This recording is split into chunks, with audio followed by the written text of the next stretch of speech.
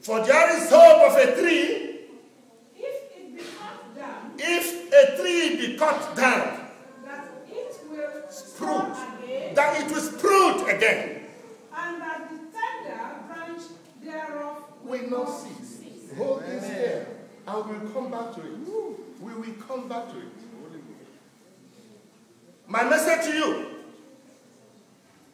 going by the account of our prophetess, and all that had happened to her, and all that kept, even the testimony of Chuka about one of our brothers, and individually what we have gone through, I tell you, it is very, very possible for God to speak against any deadness in our lives. Amen.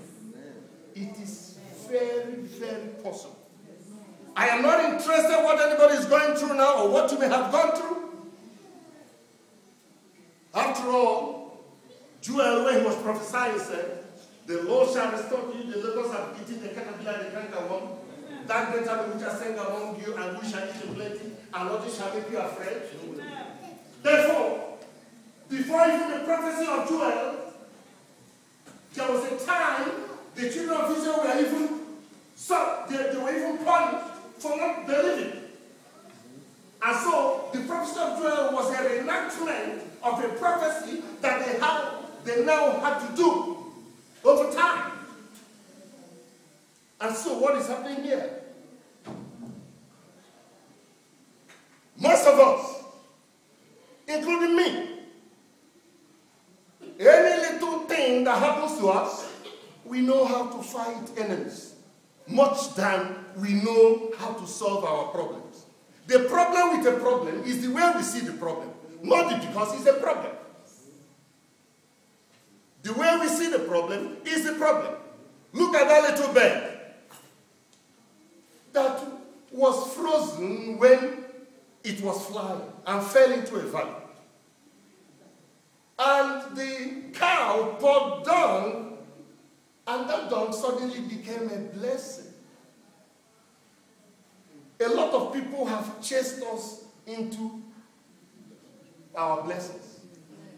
A lot of people have chased you in pursuing you. They move you into where you will now relax.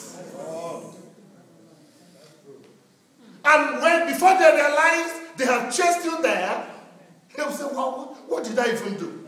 I'll tell you this story. This happened last 6 years in Imo State. There was this custom officer whose brother was an assistant controller. Every other year, the brother comes back and we will celebrate and give his brother whatever he wants. He bought him a car. The brother went to a juju man and told the juju, say, please, this man, I know he's giving me, but the way he's doing, he's as if the whole village is his own. Please, I want you to do something. Let them sack him. The juju man did the work, and he journeyed and went to the brother's house at Lagos, Nigeria. And when he got there, he did all they asked him to do. When he returned back to the east, the next week the brother called him and said, I've been promoted. He said, no, but this cannot be true. He said, this is not true. This is not true. I can't. He ran back to the juju man. Remember the story of Balak and Balaam? He ran back to the juju man and told the juju man, what did you do? I told you to do so that. The juju man said, oh, don't worry, maybe there was a mistake. The juju man started it. And when the juju man finished, the next couple of months, his brother was promoted. He did this about 3 times and more, and then his brother came down to the east, to the eastern part of Nigeria, to their area, as it were. And then he came to his brother and was confessing. He told his brother, brother, please, wow, I am very sorry. I know I've done something. He said, what did you do? He said, all this while I've been pursuing you, doing all sorts of things, so that they will sack you. But each time I do that, they will promote you. The brother said, hey, is that what you've been doing? Please do it for me. Come on. And so sometimes when we attack, when we feel we've been attacked, or even we've been harassed in the church, it could be a blessing you don't know. God is taking you somewhere, and you are looking at the person who is doing it. You don't know the person is being used by God to elevate you. Unless you are challenged, you will not make ends. You will not move on. A Yoruba man told me yesterday, if you don't eat oil because of yam, you eat yam because of oil. Wow. And this is the position. I want us to now move. Let's move to 7. Let's move to 8, where we're reading. Yes, look back to Luke. Luke 7.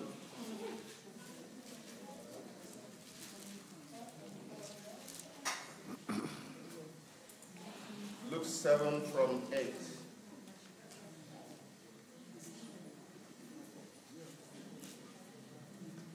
And okay, so let's cut it short. Let's now move to 11. Let's move to verse 11. We do 11 up to 17. We stop. That's what we need to read today. Luke 7, 11 to 17. If you are there, say,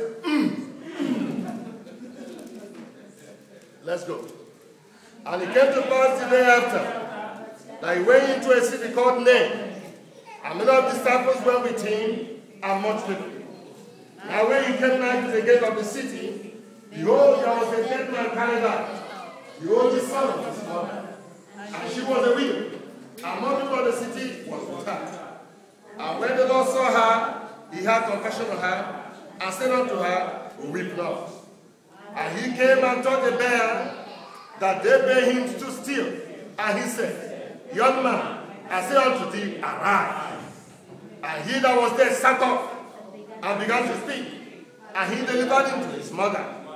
And there came fear on all, and all they glorified God, saying, that a great prophet is risen up among us, and that God hath visited his people. And this rumor of him went forth throughout all Judea, and throughout all the region round about. Very good. We are moving to part 2.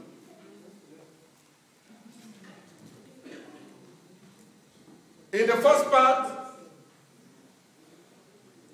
we understood there that the centurion was not a Jew, but people had to fight for him. And I asked every member, from my elders to every, if you are not in this church, if you are not in your branch, in your church, wherever, will people look for you? Will people miss you? Genuinely say, oh, I miss Bobby John. If nobody misses you, you are not important. You are not contributing to the work of God. If nobody misses you, okay, let him go. He causes trouble. Is it which branch? Let him eat it. That is the position. And here, they said they don't want to miss this man, the centurion man, because he built them a synagogue, and they said he loved our nation. He was not a part of it.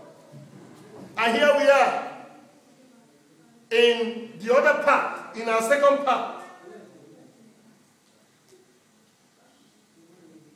How this particular boy that they considered dead.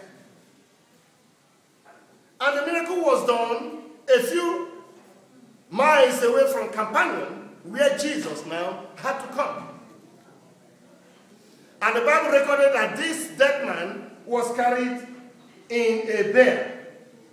I don't know those who still remember how they bury people before, how they carry people when people die. I remember that exactly. They would build something like, yes, a car. It has 4 hands.